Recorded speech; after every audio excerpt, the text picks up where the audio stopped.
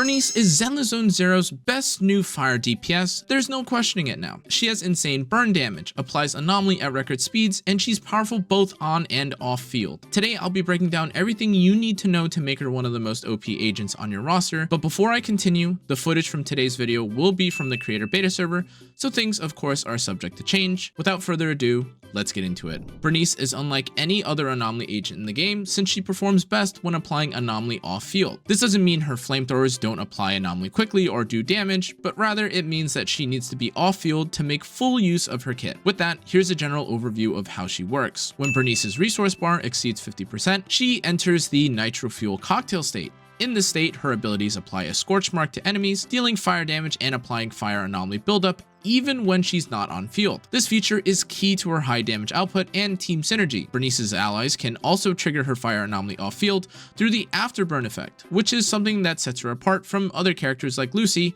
making her incredibly powerful and versatile. To be clear, this is different from Lucy's 6 Mindscape, who can also apply Anomaly off field, but this is an agent who is applying Anomaly and activating the attribute Anomaly effect all while not on field. When Burnice is on field, she deals an amazing amount of damage, but there's a catch.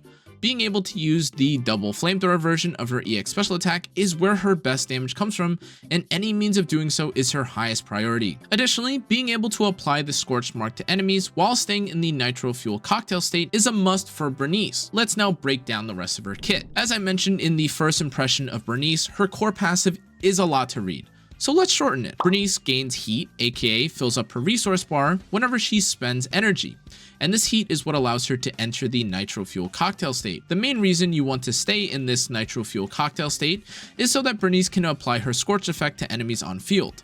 Now, this scorch mark is amazing because it allows enemies to trigger the afterburn effect, and this deals a lot of fire damage while also applying fire anomaly to anyone that is hit. Now, based on tests and data shown, the damage from Burnice alone is more than enough reason to use her as a damage dealer, but the added benefit of being able to apply and activate her burn anomaly makes her top tier, if not overpowered. Did I also forget to mention, for every 10 anomaly proficiencies she has, she increases the afterburn damage she deals by 1% up to 30%. This means building Burnice is even easier, and she doesn't have to focus on silly stats to make her damage crazy. Just build 300 anomaly and make the most out of her afterburn effect. Burnice's additional ability is one of the most overlooked parts of her kit.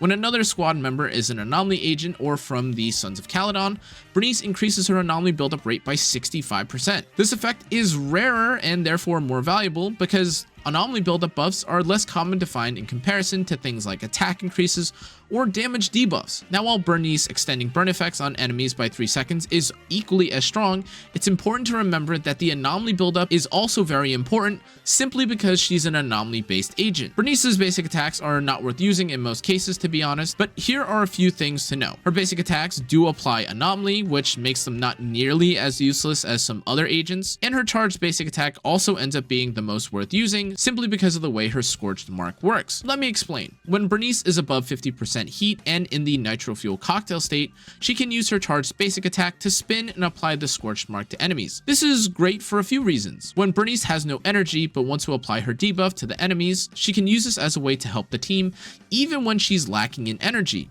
Additionally, when she performs the final move in this combo, she can immediately chain this into a double flamethrower EX special attack. Now, since her flamethrower is one of the best ways to deal damage while on field, her gaining access to the dual wielded version by any means is very helpful. This includes, of course, this charged basic attack. Now onto her special attack. The non-energy version of this attack is not worth using, so let's talk about the relevant version. When Burnice taps her EX special attack a single time, she uses one flamethrower that deals fire damage, builds fire anomaly, and consumes energy. In this one-handed version, she reduces damage taken by 40% and deals less damage, but she does in turn have the ability to dodge around and gains invincibility while she's doing so. However, if she activates her EX special again after having already casted it once, she uses a second flamethrower to deal even more damage and apply anomaly faster. This does come at the cost of being stationary and forced to attack in the direction she originally began the move in, but her damage during this is absolutely insane. In case you're curious, she does also still have the 40% decreased damage in this stance, and she does have all the same effects of the two-handed flamethrower, even if she starts the two-handed flamethrower from a chain attack attack or from another move that allows her to skip the one-handed version, but just know that the two-handed version is the less mobile variation and therefore is meant for higher damage. Burnice's dodge attacks are standard and similar to other agents since they deal a decent amount of fire damage and apply her element anomaly. Nothing special here really. Burnice's assists, unlike her dodge related skills however, are helpful because of how frequently you can perform them. These assist follow-ups specifically allow her to apply massive fire damage and anomaly around her. To add, she is also able to chain this into her two-handed flamethrower EX special, similar to with her charged basic attack. This is extremely important, of course, since Burnice would otherwise need to spend time only using one flamethrower or would have to cast additional inputs to begin the second flame stream. But because Burnice can access the two-handed version of her EX special through this attack, it does end up being much more useful regardless of what situation Burnice is put in. After more research and testing, Burnice's ultimate is definitely one of the best anomaly agent skills in the game. The high damage multiplier it has alongside the refill of heat when she casts it is very important for Burnice's playstyle. Though it does come at the cost of using the ultimate for the team to perform, this is a very worthwhile investment considering the additional duration that her Scorch Mark will gain and the damage/anomaly buildup it has too. And best of all, this skill does allow Burnice to quick assist to another ally, meaning that she can use her ultimate ability while allowing other allies to deal damage too. If all of this just sounds like Burnice is a character whose strength is dependent on her damage multipliers, you wouldn't be wrong. However, the way that she deals damage and applies anomalies is absolutely wild. Her only rival in terms of how strong she is as an anomaly agent is Jane, and let's be clear, both of these characters absolutely warp the way that ZenlessZoneZero is played. Now let's break down how to prioritize her skill upgrades. With the changes to farming notorious hunts in ZenlessZoneZero, leveling up an agent's core skill is one of the highest priorities you have now. However, Burnice has two main skills that dominate her damage share, and that's her EX special and ultimate/chain attack. After these three skills have been maxed, however, it's mostly a toss-up of upgrading any or all skills that you'd like, although her dodge is definitely used way less than any other option. With this, upgrading core skill, EX special, and her ultimate/chain attack, and then swapping to basic assists, basic attacks, then assists, and dodge last is the preferred skill priority order. Believe it or not, Burnice's combos are very simple since she prefers to be off-field and because her goal is to, well, just maintain heat and not overcap energy. And so, in terms of combo options, Burnice has two strong choices that are way stronger than any others. The first combo involves defensive assists. This is one of the best ways for Burnice to deal damage since performing an assist follow-up will allow Burnice to skip the single-handed flamethrower and activate the dual flamethrower instead. This flamethrower can honestly one-shot enemies by itself, but in most cases using this to apply the scorched mark to enemies while also generating heat is more than enough reason to use it. The second combo is for when Burnice is on field by herself and is not aided by any other ally. This calls for Burnice to use her charged basic attack and follow this with the cast of her EX special to skip the one-handed variant of her flamethrower again. This is the preferred way of playing Burnice if you're just starting with her on field, and it also makes sense given her priorities, avoiding the need to recast her EX special and also allowing her to apply her Scorch Mark while generating heat with the following EX special attack is an amazing setup for Burnice, and this is genuinely her best combo assuming you aren't using a defensive assist or setting up with another character beforehand. Now onto Burnice's build. To be clear, there are two distinct choices for how to play Burnice in terms of sets, stats, etc. So let's break them down. The first build involves Burnice having crit. It emphasizes having crit rate, attack percent, crit damage, and anomaly proficiency all at the same time. While the 4-piece set for this build is locked to Inferno Metal, the 2-piece options here generally alternate between Woodpecker and Freedom Blues/Chaos Jazz depending on what rolls better. The main stats for this build are a combination of crit rate or crit damage on the 4th slot, attack percent or fire damage percent on 5th slot, and finally attack percent or anomaly mastery on 6th slot depending on build and team composition. A typical stat line then for a Burnice like this is roughly 2.5k attack, 50 crit rate, and 100 crit damage, while also just being north of 200 anomaly proficiency. These numbers do increase much higher as you hit the later stages of farming and finding better gear, so if you're looking for a more late game stat line, add roughly 20% to all stats and you've got your end game build. The second build is the full anomaly variation of Burnice. This version focuses on anomaly proficiency, attack percent, and anomaly mastery since this is just another anomaly setup. For 4-piece set effects, Chaos Jazz is by far the best performer, but her 2-piece sets generally perform closely to each other and matter much less. Although this is the case, staying with either Freedom Blues, Inferno Metal, or even Swing Jazz as your 2-piece options are still going to be the most ideal. The main stats for this build are a 4th slot anomaly proficiency disc, a 5th slot attack percent or fire damage percent main, and finally, attack percent or anomaly mastery on the 6th slot. The usual stat line for a Burnice like this is roughly 2.5k attack, no crit rate or crit damage, but in this case, you want at least 300 anomaly proficiency to meet the anomaly breakpoint from her core passive, and 153 anomaly mastery. Similar to the crit builds, these numbers also increase way higher on. Similar to the crit build, these numbers do end up increasing way higher later on, but keep in mind that anomaly mastery does not go beyond 153, regardless of endgame or early game. For Burnice's W engine choices, she has a few that work well with her, but as always, her signature will perform the best both in terms of results and feel. Before we get to the other options, it is worth mentioning that each of the following W engines have situations where they are stronger than the others, and with that, let's begin. Weeping Gemini performs the best when fighting against bosses specifically, but also suffers when multiple enemies are present. Electro Lip Gloss is best when pairing 2 anomaly agents together, but it suffers simply because we are currently unable to get a max ranked version of this W engine. The final option, Rainforest Gourmet, works amazingly as a casual yet high performing W engine, but it does have the lowest potential damage output among all W engine choices currently. All 4 W engines that I just listed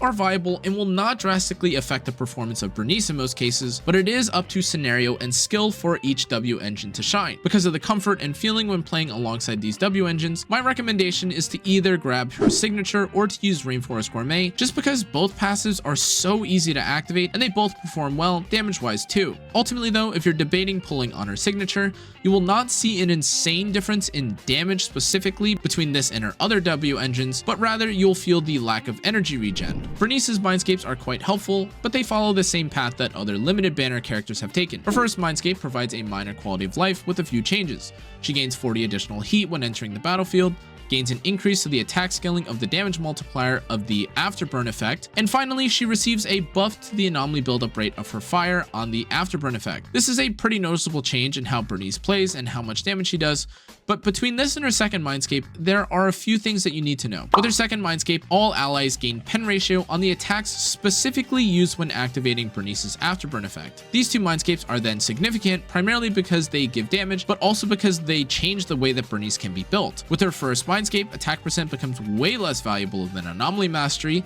and with her second Mindscape, pen ratio becomes much stronger on her 5th slot. Her 4th Mindscape makes the crit AP hybrid Burnice build way stronger too, although it is worth mentioning that an extra second of the double flamethrower can be helpful in all cases if you aren't over applying her anomaly effects. In general, however, this 4th Mindscape does not help the full anomaly Burnice much at all. The final Mindscape Burnice has is a flat out insane increase in damage. The difference in damage for this Mindscape compared to any others is insane, but do know that it performs slightly worse if you're building Burnice as a crit carry. For team compositions, there are a few choices that stand out among the rest, but here are my findings. The best team by far is Jane Burnice and your choice of Caesar or Lucy. I've seen a lot of comments talking about how Lucy is the best choice for a duo anomaly team, but I do want to remind you all that part of Caesar's value is from preventing her damage dealers from being interrupted. Having tested both variations of these teams for a decent amount of time, I did notice that Lucy felt better for encounters where enemies fall over and die, or when you only care for damage. On the other hand, Caesar held much more value when fighting enemies that shot you from far distances like Pulchra, or when encountering bosses that simply swing at you too much. I cannot understate how helpful Caesar was in those cases specifically. Drawing a definitive conclusion for whether Lucy or Caesar is better is then difficult, since both have moments where they are better than the other. At the end of the day, however, Lucy is a 4-star, and if you ended up skipping Caesar for Burnice, she will definitely be your choice for this team composition. Now, here's the harsh truth. A lot of the recommendations for teams that aren't Jane, Burnice, Caesar